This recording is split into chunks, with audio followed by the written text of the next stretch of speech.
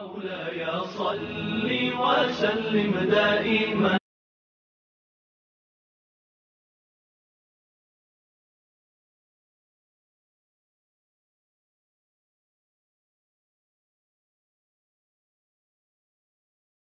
Assalamualaikum warahmatullahi wabarakatuh. Alhamdulillah. Allahumma salli ala sayyidina Muhammad. Sahabatku pecinta purnama dakwah yang dicintai oleh Allah Subhanahu wa taala. Kehidupan di muka bumi tidak terlepas daripada duka, kecewa, kesedihan, kebahagiaan, canda, dan tawa.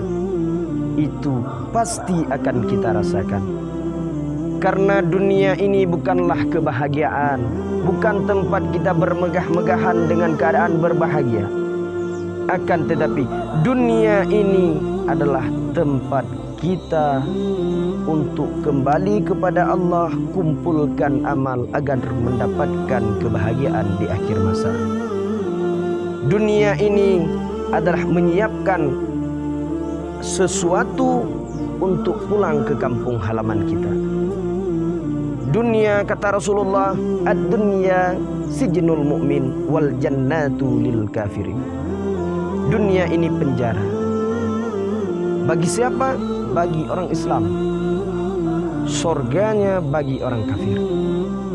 Maka wajar-wajar saja jika orang Islam sering kesedihan, sering ditimpa sesuatu yang membuat dirinya sedih, dan sesuatu yang membuat hatinya luka, dan sesuatu yang membuat ia gundah.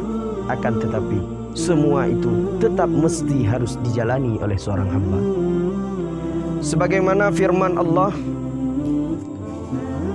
ma asaba min musibatin fil ardi wala fi anfusikum illa fi kitabin min qabli an nabra'a inna dzalika 'ala Allahi yasir.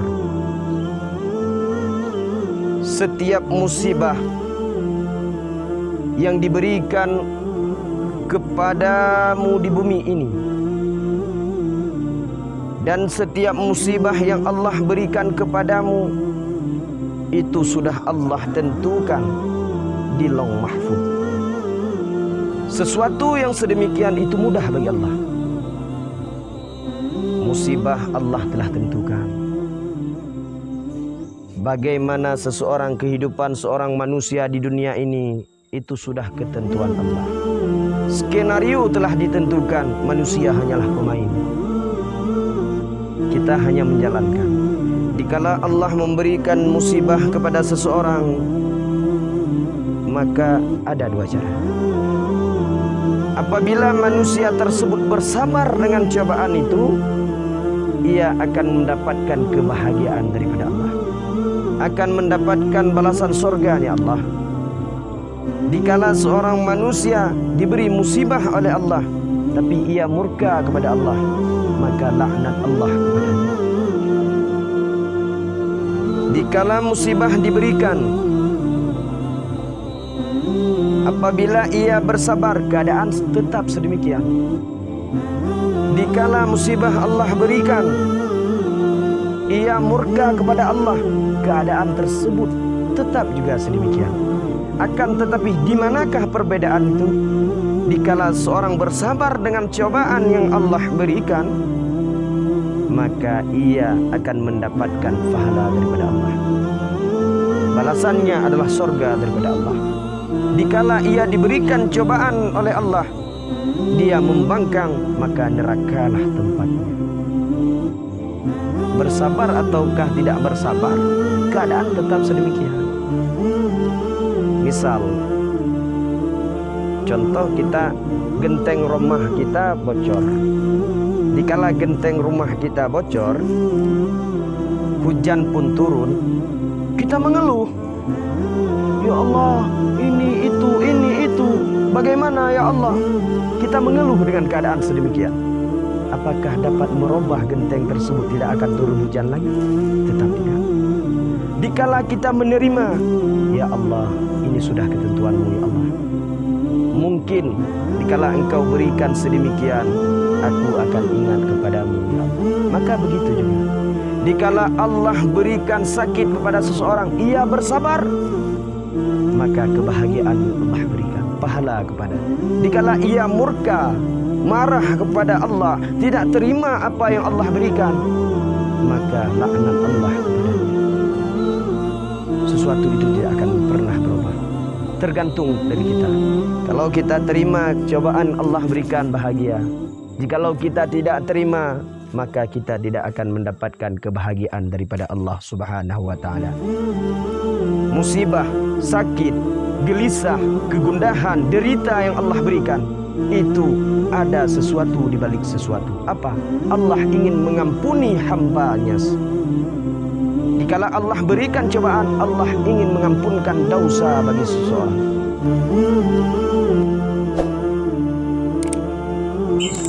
Sebagaimana sabda Rasulullah sallallahu alaihi wasallam, "Ma yusibu muslima min nasabi wala wasabin wala hamma wala hudnin wala adda wala ghamma hatta syawkati yushakuha illa kaffarallahu biha min qatayahu." Tidak ada suatu musibah yang menimpa setiap muslim, baik rasa capek, sakit, bingung, sedih, gangguan orang lain, resah yang mendalam, sampai duri yang menancap di dadanya, dan sampai duri yang menusuk di badannya, kecuali Allah jadikan hal itu sebagai pengampunan dosa-dosanya. Maka Allah berikan sesuatu musibah, baikkah apapun musibah itu adalah Allah ingin mengampunkan dosamu yang pernah engkau lakukan. Maka dikala Allah Subhanahu wa ta'ala memberikan cobaan, cuman tergantung dua. Jikalau engkau bersabar dengan keadaan itu, maka engkau akan mendapatkan kebahagiaan. Jikalau engkau murka dengan perintah Allah, murka dengan sesuatu yang Allah berikan, maka laknat Allah lah kepadamu. Hadirin yang dimuliakan Allah, dikala Allah Subhanahu wa ta'ala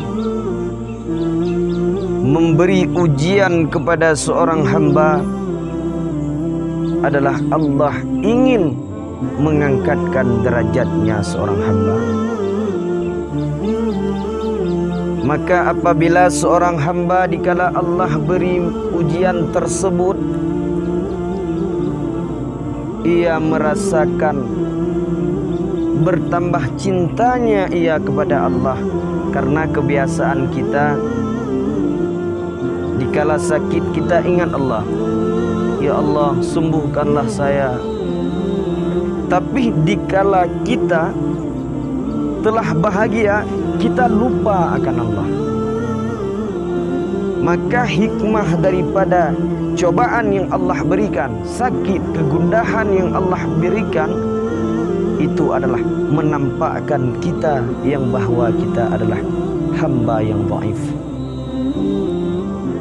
Fir'aun tidak pernah sakit selama 400 tahun. Fir'aun tidak pernah merasakan kesakitan selama 400 tahun, sehingga ia mengakui dirinya sebagai Tuhan. Fir'aun tidak pernah merasakan, jangankan sakit yang parah, sakit kepala saja ia tidak pernah rasakan. Sakit gigi pun ia tidak pernah rasakan.